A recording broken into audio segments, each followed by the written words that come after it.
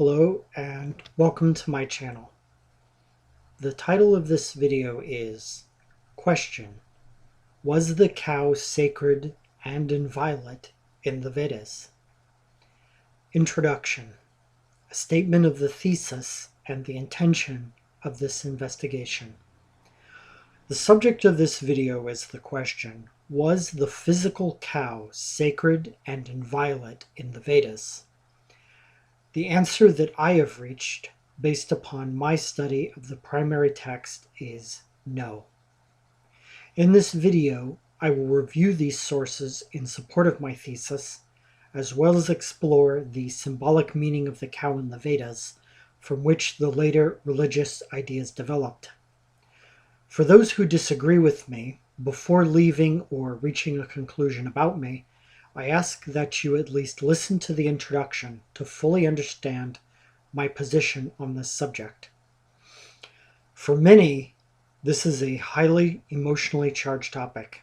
This is not only because of the spiritual associations with the cow in modern Hinduism, but because this has been the subject of abuse by those with their own agendas, cultural biases, or because of simple misunderstanding. I wish to be explicit here. In no way in this study am I criticizing the beliefs and practices of Hindus as they exist at present. Frankly, it is not my place to even comment on these practical matters. I live in the city of San Francisco, not in New Delhi. I'm a Shaivite, not a Hindu, and I did not even have a past life growing up in India. Nor do I have any intention to visit. This video is an abstract exercise, a historical and philosophical investigation of the subject based upon text. I will show strong reason why there is no conclusion one could reach from these sources, either positive or negative, which should have any effect on modern beliefs. Unfortunately, YouTube is crawling with basilisks who will use this, though in itself factual, to try and hypnotize people and draw them into the dark caverns of hideous doctrines, or to be sacrifices to their own demonic instincts of domination. To respond to such reprobates with pacifism only encourages these bullies. This is my experience in 5 decades here in the human realm. If they don't like Hindu practices around the cow, and they are people who are not willing to understand this or to simply mock it, then just tell them to go to hell. That way, they won't have to see it.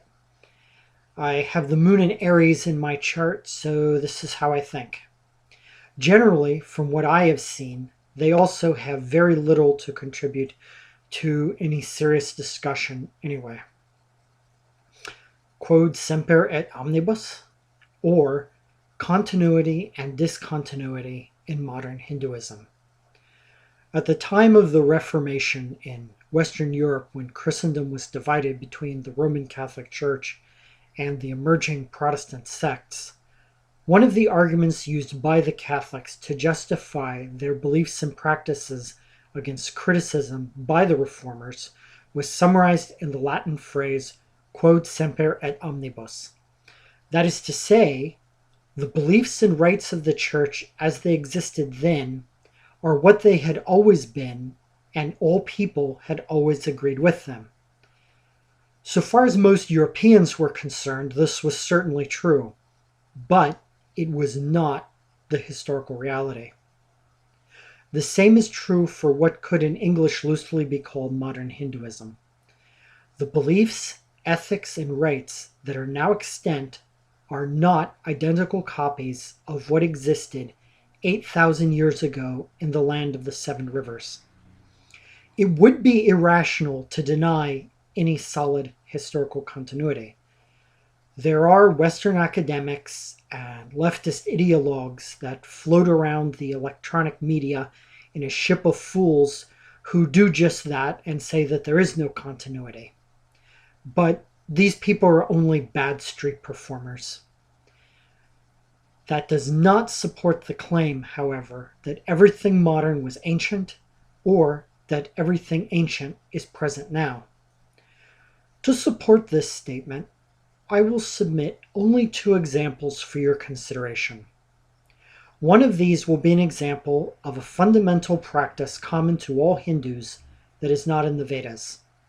My second example will show attitudes and legal binding statutes that have been rejected by the universal Hindu community, though sanctified by age. An addition, Murti Puja. Murti Puja means offerings to images. This is a devotional act to representation of a deva, which may be a picture or a statue, or if an abhishekam has been performed, the deva may be actually present to some degree. Sometimes the images may be abstract, such as a yantra. Even mental visualization of a deva could be put in this category. Traditionally, the offerings to the devas are flowers, fruits, and plants, as well as light and incense. There are entire catalogs of associations which guide the devotee on what is most preferred by the various devas to please them more. The spectrum of Hinduism has a wide variety of practices and beliefs. There are some who even now offer animal sacrifices as a form of Murti Puja, usually to Kali Ma, and there are those who are horrified at such rites. To cite simply one aspect of the diversity of this practice. But while I may be in error here, one of the few predicates which define Hinduism overall is Murti Puja. It is absolutely central. It is also absolutely not in the Vedas. I say this with metaphysical certitude. If the religious life of modern Hindus can be defined by deeply held practices that are absent from the foundational documents, the Vedas, why should one assume that vegetarianism and the current status of the sacred cow are necessarily ancient either? Neither of these carry the weight of Murti Puja.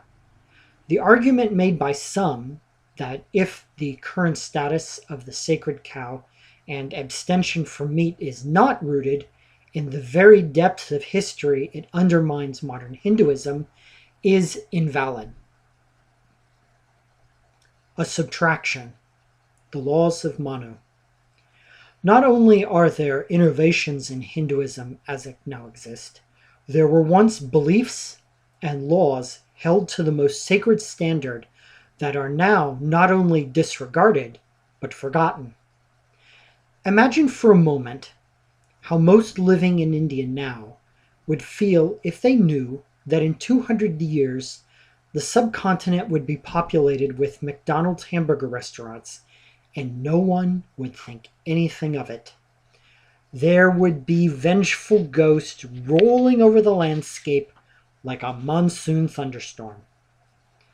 But why should such dark clouds not exist now, when India has, at least in the mainstream, abandoned standards of holiness which lasted hundreds and hundreds of years, if not more?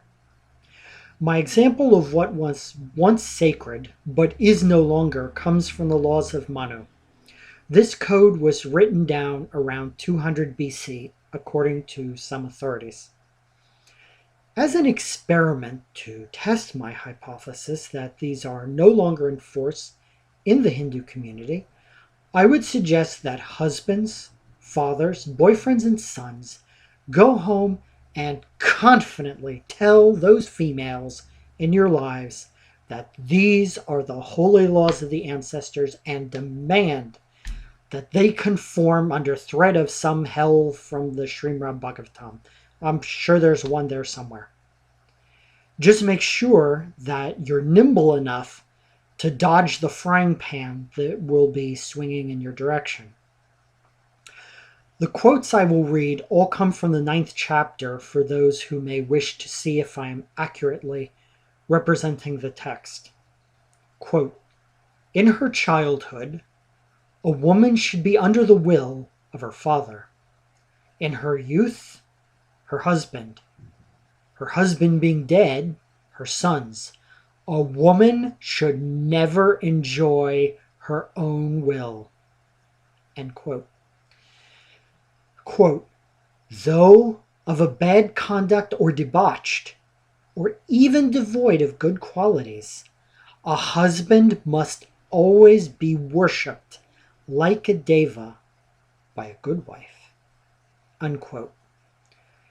Once you have the use of your limbs again, please feel free to post the results of this experiment in the comments section below.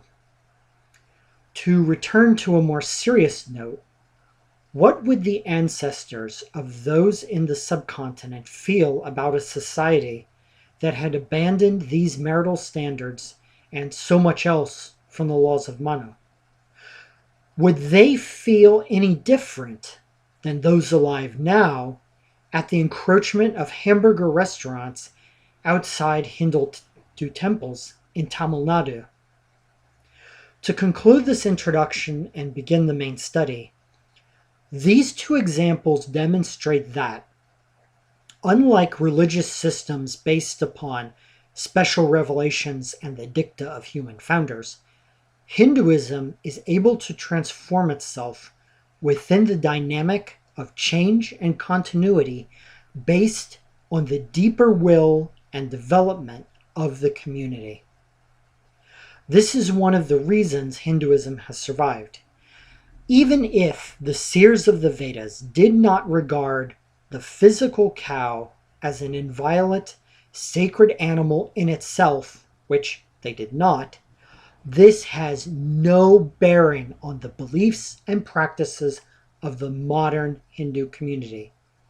It is never a case of quod semper et omnibus.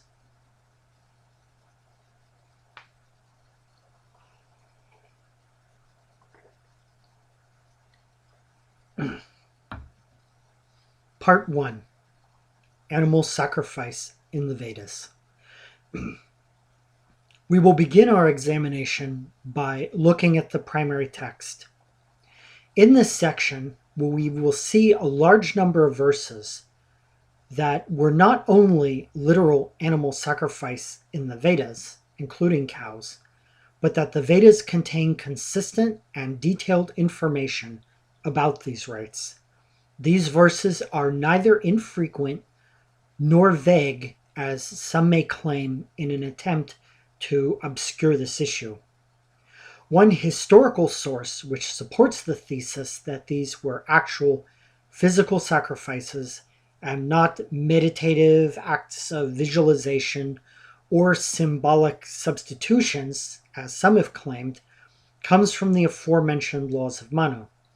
In this work we are told, quote, "Herbs, trees, cattle, birds, and other animals that have been destroyed for sacrifice receive, being reborn, higher existence," unquote.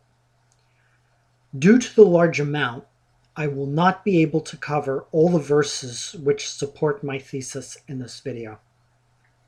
However, all those to which I allude or quote, as well as many more, will be posted in the notes for this video. It is to be hoped the viewer will explore this subject and reach his own conclusions.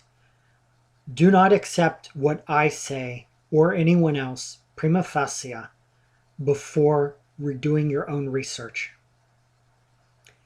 Rig Veda. The Rig Veda provides ample evidence of animal sacrifice. Not only is this practice explicitly mentioned in a number of hymns through all mandalas of the Vedas because of its central importance, but we are given details of how this was done. We will begin by examining verses supporting this claim and then proceed to study those quotes which demonstrate that cattle were also sacrificed in the Vedic era. Animal sacrifice. Quote, Let us approach the blazing Agni with animal and vegetable offerings, as cows hasten to their stalls." Unquote. A basic picture of these operations can be constructed from the hymns in the Rig Veda. In the Vedic ritual, the animal to be sacrificed was brought into the hall of sacrifice and bound to the sacrificial post called the Vanaspati, which was placed near the Ahanaviya, or main altar. At the appropriate time in the ritual, the animal was killed with a hatchet. We see this in 2 verses. Quote, "When the bright-edged hatchet is ready for its work, the directing priest is able to have the victim bound for the sacrifice." Unquote. And, quote, "The ladle filled with butter is prepared, prompt in act, opulent with the oblation. The multiplying priest, conducting the worship of the Devas, circumambulate the fire. The newly trimmed sacrificial post is set up. The impending shining axe falls on the victim." Unquote. To the symbolists who argue there were no animal sacrifices, if the word victim in these verses is not real, why should I think that the other words, such as butter and priest, are also not real? The problem with this method of reading the text is that it potentially undermines all meaning. After the animal was killed, the carcass was skinned.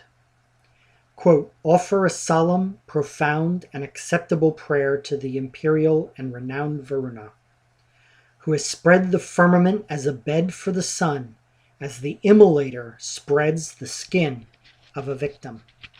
Unquote.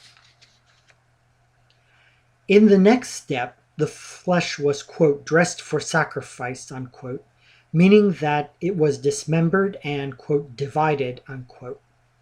The key act was the burnt offering, passing the flesh into the sacred fire, where it would be transformed by Lord Agni into an oblation for the Devas.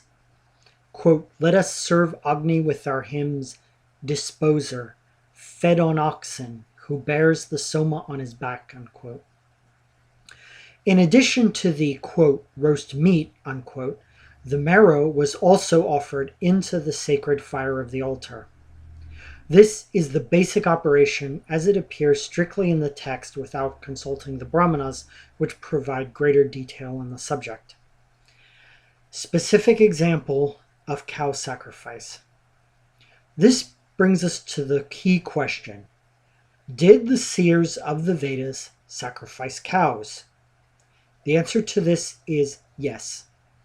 Not only do we see this as a fact, but we find the purpose of these sacrifices recorded in the Rig Veda as well. Quote, "We offer to you, Agni, the oblation sanctified by the heart and identical with the sacred verses. May the vigorous bulls and cows be such an oblation to you." Unquote.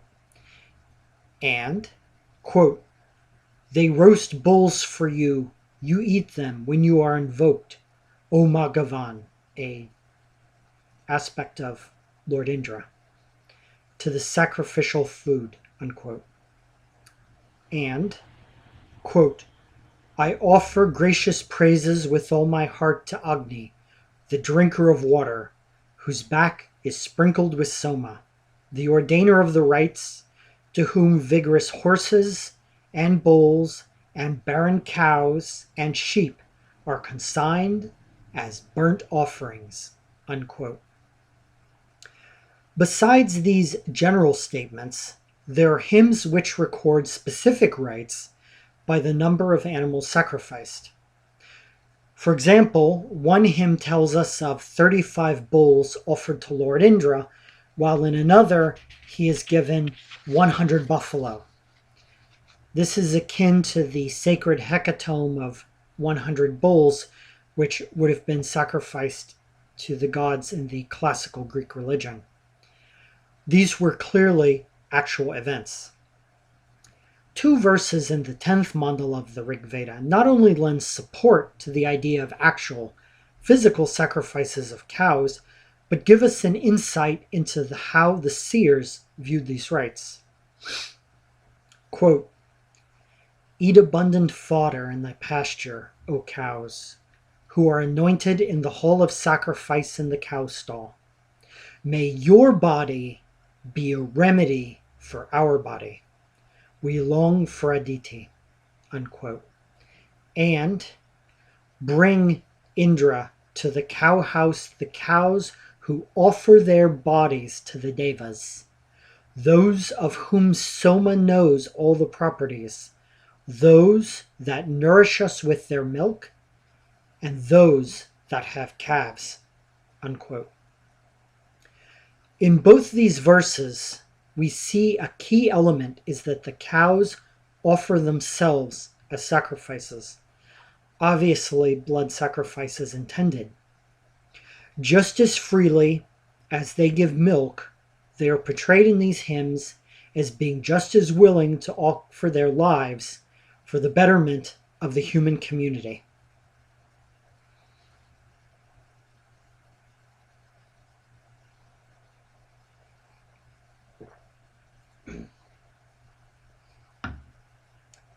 Yajurveda. We will begin our brief examination of the Yajurveda. The sacrifice of both domestic and wild animals is commonly found in this Veda. One prominent example is seen in the Rajasuya ceremony. This is the ritual for the anointing of a king.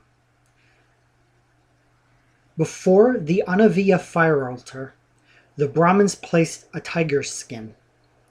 At critical points in the ritual, this is where the candidate to be sanctified as the king stood. I have often wondered if the reason the Supreme Lord is pictured in modern iconography sitting on a tiger's skin is not an allusion to his royal status based on this imagery. Are we to believe that this item was not actually present? Perhaps a king would simply allow it to be painted on the floor or symbolically represented. There is nothing within the text to support the idea of either substitution or fabrication. The mantras necessary for the construction of the Avaniya, or the main fire altar of the 8 altars within the Hall of Sacrifice, are given in chapter 13 of the Yajurveda. This was built from 5 layers of specially cast bricks. Each layer required a unique form of consecration. In the first layer, this involved animal sacrifice. A tortoise was built into the center of the first set of bricks. Once the layer was complete, it was consecrated with the heads of 4 animals placed upon the sides of the structure, not on the corners. These were arranged as follows. In the northeast, a horse's head. In the southeast, an ox's head. In the northwest, a ram's head. And in the southwest was placed a goat's head. This elaborate consecration was only the groundwork for the ritual which was the pinnacle of the Vedic sacrificial system, the horse sacrifice. To sustain the argument that this was a purely bloodless and symbolic operation based upon a consistent reading of the text itself, and in light of the historical examples, such as in the Ramayana, is highly problematic. It creates more problems than it solves. Further, because of the many footprints in history, it cannot be obscured by the common rhetorical argument that this is all just a mistranslation. I leave a detailed study of this rite to the viewer. It is given in chapters 22 through 29 of the Yajurveda, but I will cite here the strongest piece of evidence that the horse was actually killed. This is found in one of my favorite parts of the Vedas, the apotheosis of the sanctified and consecrated horse related in chapter 29.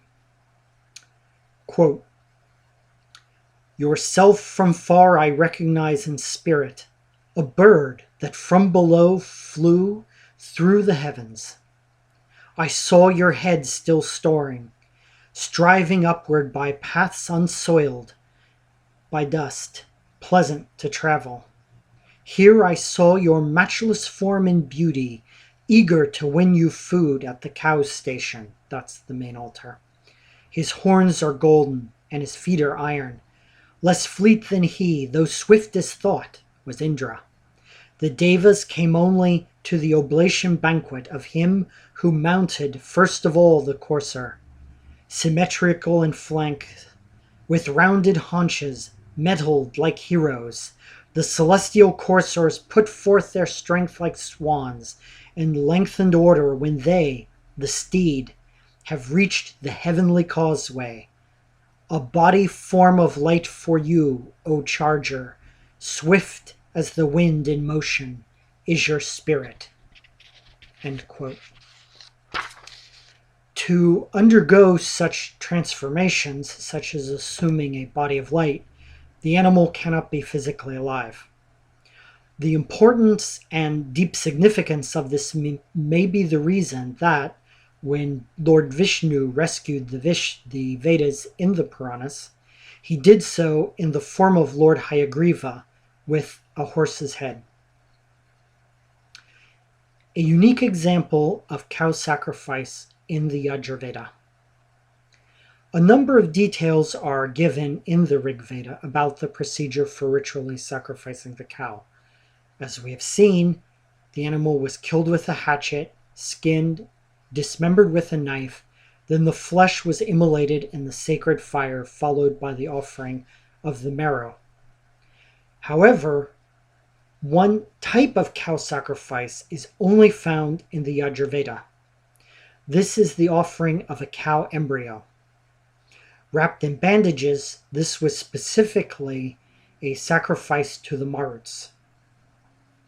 Quote, "Let, still unborn, the 10-month calf move with the following afterbirth. Even as the wind is moving, so the gathering flood of ocean moves. So may this 10-month calf come forward with the afterbirth. O you, Vasa," addressing the sacrificial cow, "who have a womb of gold, an offspring fit for sacrifice, him, the embryo, with all his limbs unbroken, have I brought together with his dame.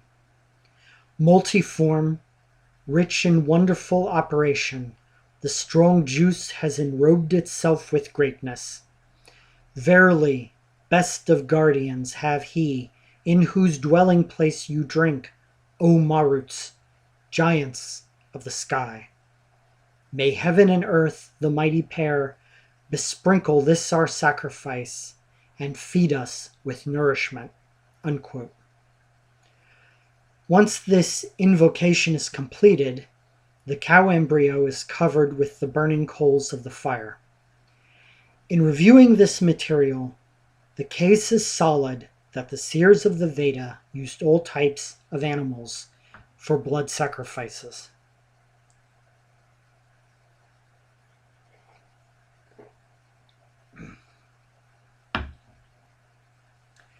The consumption of meat and the use of animal products in the Rig Veda. While the Vedas are not primarily historical works, they do provide the student with a fairly broad spectrum of information about the material culture of the Aryans in the land of the seven rivers. Though they are not many, we do find verses which show that there were uses of animal products for both religious and secular purposes that were accepted by the seers of the Vedic eras in ways that would not be by Orthodox Hindus or vegetarians at present.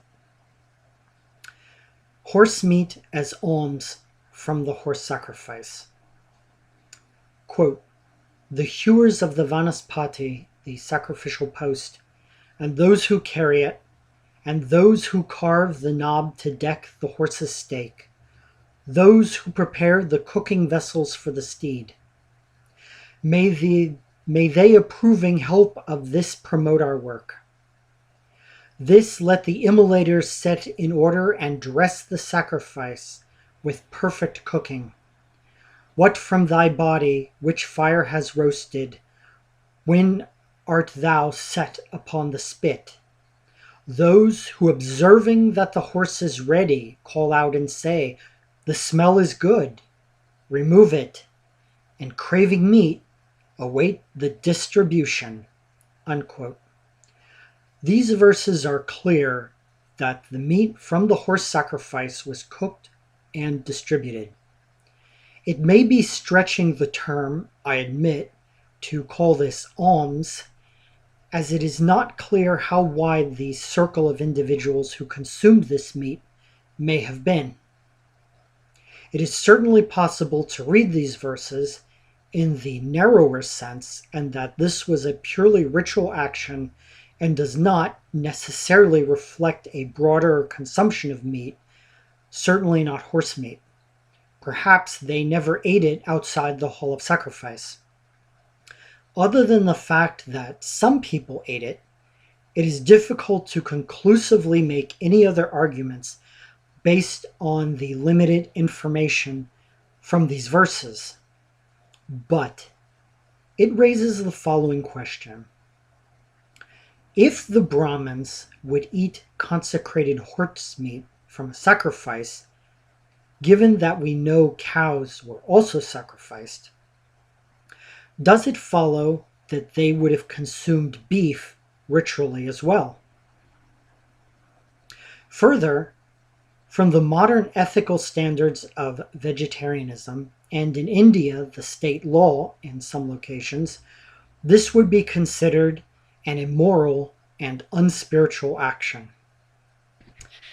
We have seen that the claim that there is no animal sacrifice and no sacrifice of cows in the Vedas is wrong.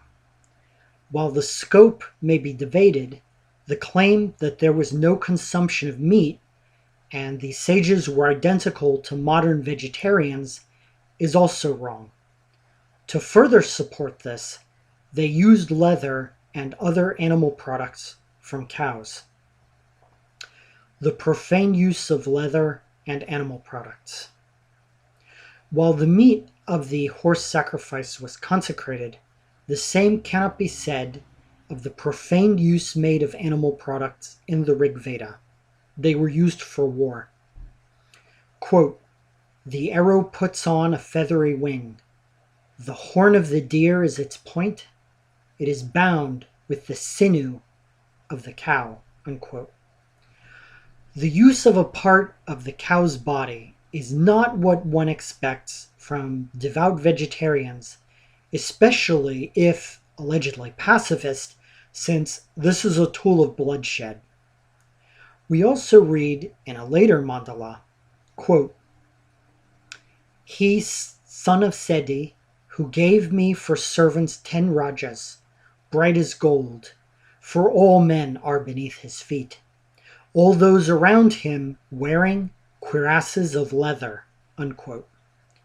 Here we find a prince of the Matsuya tribe, thus not a dasa, whose retainers are all dressed in leather cuirasses. This is not the sole example of the Aryan warriors using leather products. We read that they used leather wrist guards, and that the Ashvins, probably modeled on actual warriors, are described as carrying a leather vessel filled with soma. Not only did they protect their bodies with leather, but we find a description of a chariot that was, quote, "girt with cowhides," unquote, which no doubt helped repel some arrows. These passing references beg the question. If the cow was sacred and could only be killed as a sacrifice but not for personal consumption, from where did the 5 tribes acquire this leather for profane purposes?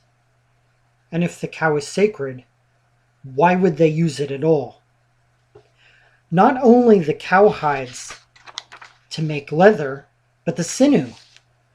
Did they use other parts of the cow in ways that may not be recorded?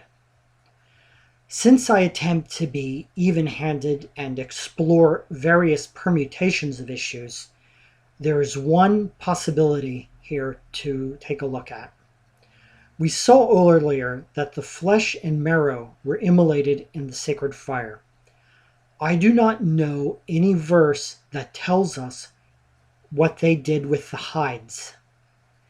If any viewers have information on this subject, I would ask you to please post it in the comments section. If you do so, please cite the sources. Perhaps in a ritual setting, the use of meat was permitted, but not outside of that sacred occasion. This would explain how they had leather without secular consumption of cattle. However, it does not account for the sinew used in the arrows, as that would have been removed from the muscle tissue. I also question if the number of cows sacrificed would have been an adequate supply for their military necessities. As it stands, I see a greater probability that these are indicative of the general public eating beef in the Vedic era. The sacred use of cow hides. Another use of animal products that we find in the Rig Veda is the ritual use of cow hides.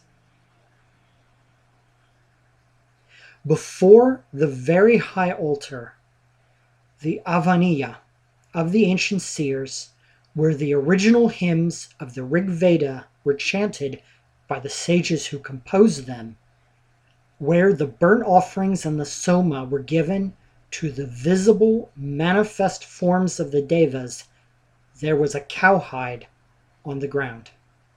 It was only by the time of the Yajurveda that this was changed to a black antelope skin, which that Veda calls Aditi's skin.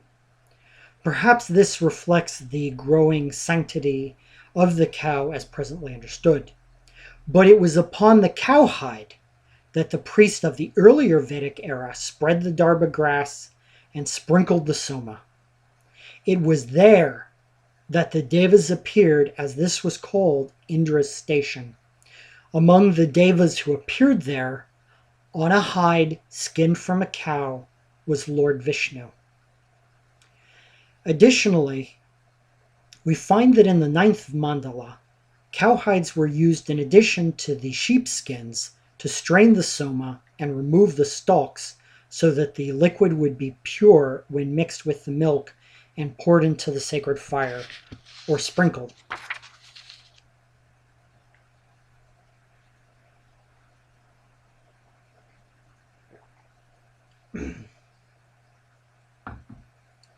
The special status of the Brahman's cattle in the Atharva Veda.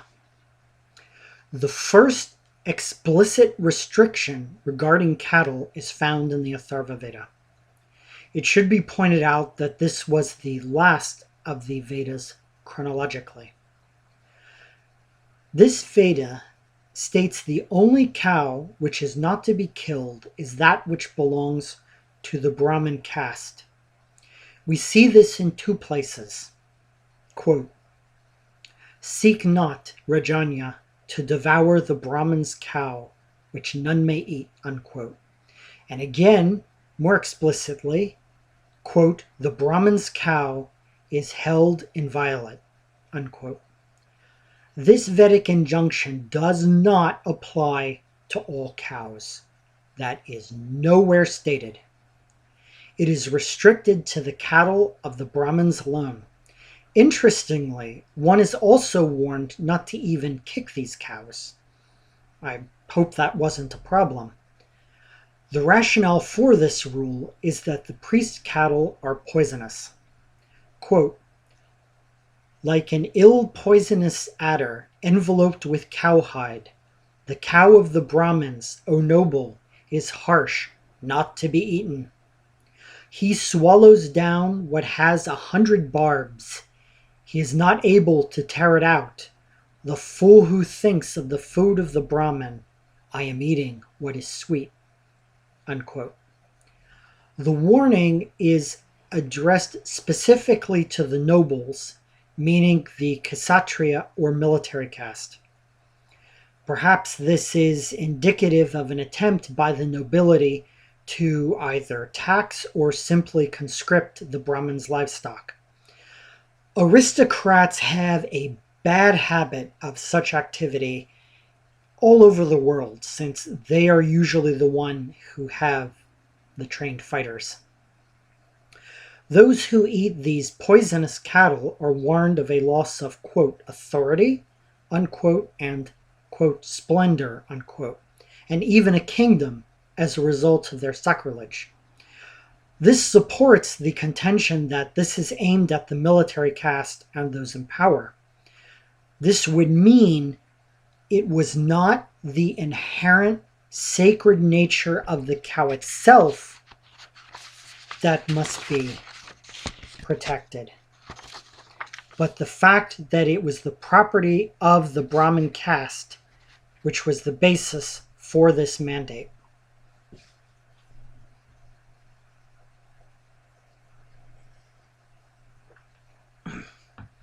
Counterpoint. 2 mantras from the Rig Veda. Intellectual honesty demands that one consistently examine all the data relative to a subject under consideration. Some will skim through text and, finding phrases which support their pre-existing theories, will proudly wave them about. This is simply laziness. Means they have a problem with Saturn in their chart, probably. Given that I strive to be both fair and honest, it is necessary for me to account for 2 specific verses from the Rig Veda which seem to flatly contradict my thesis. The first verse is as follows. Quote, Jata Vedas, a form of Lord Agni, who has teeth of iron, consume the Yatudanas, demons or Rakshasas, flame when kindled. Destroy the destructive spirit with your tongue. Cut up the eaters of flesh and put them in your mouth. Unquote. Looking at this verse, there are some who might conclude that this is a prayer for Lord Agni to destroy those who are not vegetarians, the aforementioned eaters of flesh, which are condemned as demonic. However, when this verse is removed from isolation and read in the context of the hymn, this interpretation cannot be sustained. The phrase eaters of flesh in the verse does not refer to human carnivores. It is speaking about the etheric species of Rakshasas, and the term flesh is not only animal but human flesh. This verse is not speaking about cattle specifically. We see this from other verses in this hymn, such as, quote, Agni, the destroyer of Rakshasas, who has 2 rows of teeth, sharpening them both, apply them to the Rakshasas, and preserve both the upper and the lower worlds. Unquote. The phrase upper and lower worlds clearly implies this is not about humans, as we do not dwell in the upper world, and there are no cows there for meat-hungry human demons to consume. Later in the hymn, the Rakshasas among men are said to have, quote, 3 heads, unquote, and to be, quote, triple-footed, unquote, and, quote, fills himself with the flesh of men, unquote. These are not humans, and the hymn is not a paean in support of vegetarianism, but against cannibalism. The next verse is not as straightforward. Quote, She who is the mother of the Rudras, the daughter of the Vasus, the sister of the Adityas, the home of ambrosia. I have spoken to men of understanding. Kill her not, the sinless, inviolate cow. Unquote. This verse is conceptually linked with the last 4 verses of Hymn 101, after a set of mantras praising Lord Surya, the sun. To understand who the female subject here is, we must return to the beginning of this section. Quote, she who was beautiful and bright, bending downward and reciting all praises, has been sent with the world like a brindled cow, advancing to the 10 regions, spreads out like arms. Unquote. The subject is Lady Usas, the dawn, who is compared metaphorically to a brindled cow. In other hymns in the Rig Veda, Lady Usas is addressed as the, quote, mother of cows, unquote, and in that same hymn is also described as tawny, which is a synonym for the archaic word brindled. These attributes are consistent with the description of the above verse. None of these verses are speaking of the physical animal. This all fits very well, but it leads to an obvious question. How does one kill the tawny cow of the dawn? Does it mean we should not sleep late? Later, the seer warns us not to, quote, abandon her. Pardon me, unquote. I am not settled on the meaning of these cryptic phrases. Although I do not see this verse supporting the claim that there was no physical slaughter of cows in the Vedas, it is plainly a multi-layered and poetic verse. If this verse did, this would simply be more clearly defined. Conclusion. To conclude this section, we have seen that vegetarianism was not historically an aspect of Vedic culture. There is clear evidence that, even if they were only in limited circumstances, meat was consumed and leather was commonly used for secular purposes that were not in accord with the later pacifist values of ahimsa. The cow was not inviolate, as she was used as a sacrifice in burnt offerings, which benefited both the community and the individuals. The only restrictions upon the treatment of cattle was that of the livestock of the Brahmin caste, which should be regarded as inviolate. These facts were recognized by later written sources, such as the Law of Manu, that were regarded as authoritative. However, while the modern restrictions may not have been in place, it does not mean that the cow was regarded as a mere resource alone, such as we might see in the modern West. The cow clearly held a central status as a cosmological symbol. This does not argue that she was inviolate any more than the mythical status given to the buffalo by the American Indians of the plains would have deterred them from consuming buffalo meat. It was the centrality to human life and well-being that made the buffalo sacred to them. The seers of the Vedas probably viewed the cow in a similar light. We will now turn to that part of the study.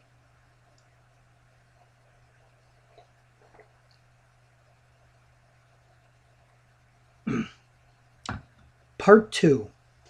Philosophical. The Atharva Veda, the sacred cow unveiled. The sacred cow as Viraj in the Atharva Veda. Quote, worship to thee springing to life, and worship unto thee when born. Worship, O cow, to thy tail hair and to thy hooves and to thy form. Unquote. quote, Viraj is the cow, unquote. The cosmological hymns of the Atharva Veda are highly esoteric. In their cryptic and layered imagery, the inner and outer spheres of man are often blended within the framework of Vedic ritual. It is here that we encounter a central component of creation, which is called Viraj. This could be understood as a field of energy, but more than that, it is a conscious field, for Viraj is the primeval goddess. She, quote, abides, unquote, within, quote, he who engendered these, the earth and the heaven, who made the worlds a mantle to wear, unquote. This is the divine spirit or the supreme Lord from whom all emerges. One of the names given in the Vedas to this being is Purusha, who is described as he who is, quote, is in truth this all, what hath been and what yet shall be, unquote. Everything is an expression of Purusha, but this is done through the Viraj, or his energy. This central relationship between the divine spirit and Viraj is further clarified in the Purusha hymn of the Rig Veda, which is repeated in the Atharva Veda. Quote, in the beginning rose Viraj, Purusha from Viraj was born, unquote. This primeval energy field arose within the divine spirit, and it is from this that Purusha assumes the multitude of forms and beings animated by her. We see this clearly in verses such as, quote, breathless she, Viraj, moves by breath from living creatures. Some men behold her not, and some behold her, unquote. Metaphorically, we might understand Purusha as the flat surface containing the encoded information of a hologram or the source thereof, while Viraj is the reconstructing light in a three-dimensional field. The information, the energy, and the form or manifestation are all one. Viraj is a philosophical abstraction. The symbolic form under which the goddess is recognized and worshipped as the universe we experience is that of the cosmic cow. When the sages speak of a cow in this sense, it is clearly not simply the physical animal. Quote, they call the cow immortal life, pay homage to the cow as death. She hath become this universe, fathers, seers, hath become devas, man and asuras. Both devas and mortal men depend for life and being on the cow. She hath become this universe. All the sun surveys, she is, unquote. Note how the primeval opposition of life and death are both simply different expressions of the cow or goddess. All duality and all the wide variety of states of being are unified as expressions of her. The seers emphasize this point in teaching us, quote, one is the cow, Viraj, one is the single spirit, Purusha, one is the law, the cosmic order, or Rita. The spirit dwelling on the earth is single, unquote. Having examined the cow and the single spirit, let us briefly look at this cryptic reference to the law, or Rita. The central role of Lord Vishnu. The cow is heaven, the cow is earth, the cow is Vishnu, Lord of life, unquote. In the hymns which praise Viraj in her form as the cosmic cow in the Atharva Veda, there are a number of comparisons to various devas.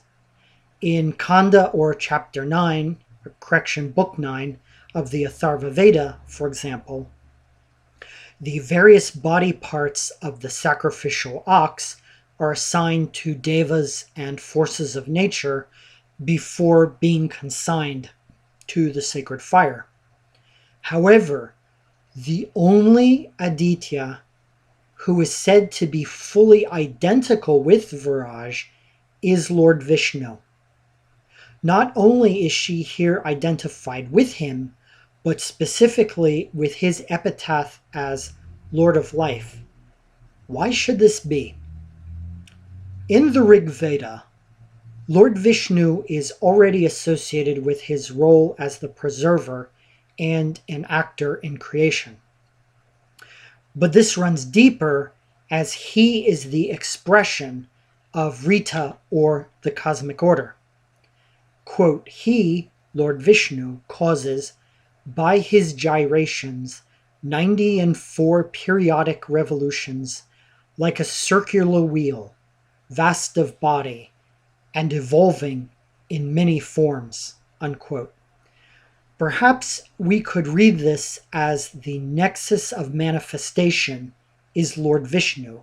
He is the axis emerging within the energy field of Viraj, where both the field and the players of life unfold their activities. This mantra from the Rig Veda describing Lord Vishnu always puts me in mind of lines from the poem The World by Henry Vaughan. Quote, I saw eternity the other night, like a great ring of pure and endless light. All was calm, all was bright, and round beneath it time and hours, days and years, driven by the spheres, like a vast shadow moved, in which the world and all her train was hurled. Unquote. To return to our hologram metaphor from earlier, while Viraj is the energy of light, we might understand Lord Vishnu as that which shapes the images that we perceive. This view of his role is confirmed by the Atharva Veda. We are told of heaven's, quote, prolific seed, unquote, that, quote, their functions they maintain by Vishnu's ordinances, unquote.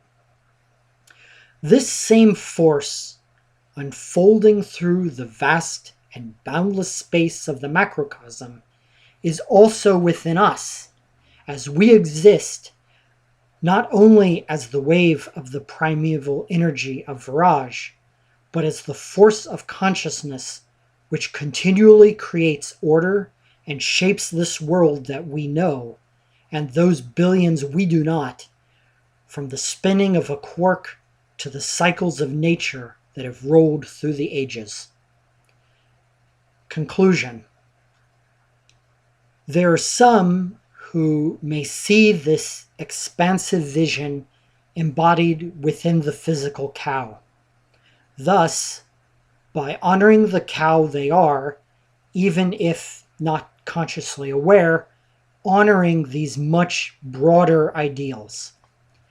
If that is where their hearts have led them, and this is how they perceive and connect to the divine, then it is not only their right, but it is their responsibility to honor the cow in this way. However, it should be understood that the cosmic cow is all things. Thus she is just as present in a carrot and a dog and a human and a deva.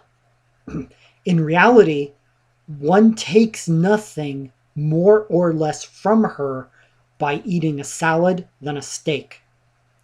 How can one part be more or less unless it is only within one's own perceptions?